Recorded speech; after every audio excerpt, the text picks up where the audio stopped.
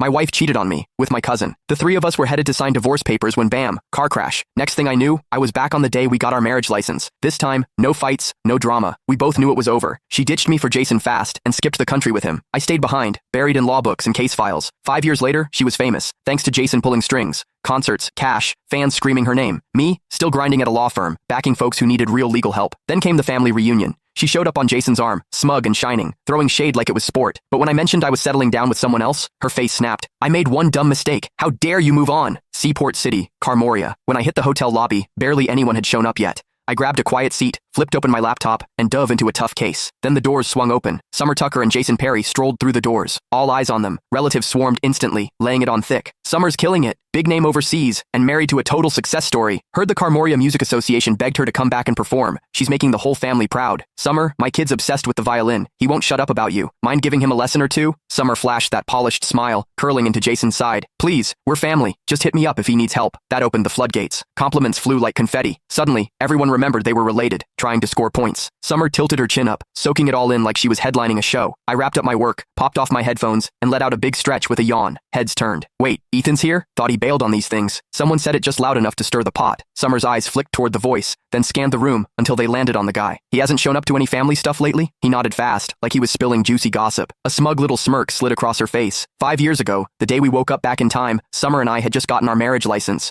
We were on our way to see our parents. Out of nowhere, she ditched me in front of everyone, ran straight into Jason's arms, and told him she loved him. Then she looked me dead in the eye and asked for a divorce. Said Jason was the one she really wanted. The whole family saw it go down. Most of them were here again today. Ethan's at Berivia Law, right? Dude's always buried in work. Never shows up to these things. Bet he's here for Summer. Maybe he still wants her back. That mess back then? Total humiliation. Summer's a star now, and Jason's her agent. Total power couple. Ethan trying to crawl back? Pathetic. The whispers kept going. Summer leaned into Jason, all smug. That's ancient history, she said, voice sweet. Jason's the one I really love. Silence. They looked so picture perfect. No one wanted to dig up the past. I barely glanced their way before flagging down a waiter. One coffee, no drama. I just wanted my parents to show up, say whatever they had to, and let me bounce. Jason didn't love that I was chilling. He strolled over, fake grin locked in place, voice dripping with sarcasm. Ethan, wow, didn't recognize you. You look beat. That job of yours eating you alive? Heads turned. Cue the peanut gallery. They jumped in like I was still 12. Ethan, you really should have picked a better job. Lawyers work nonstop and don't even make that much. Pushing 30 and still single? Embarrassing. No wonder you skip these get-togethers. Total disappointment. I locked eyes with Jason, then finally took a real look at him and Summer. Her hair was styled to perfection, wrapped in a plush cashmere coat, decked out in designer everything. She was practically sparkling with money. Jason had on a tailored suit, wedding ring shining. The way he carried himself, he looked like he stepped off the cover of a billionaire romance. No surprise people thought they were perfect. They nailed the look. I rubbed my temples and took a step back. Jason, you done? If so, back off. Your cheap cologne's killing my head. Jason's smile cracked, but before he could snap back,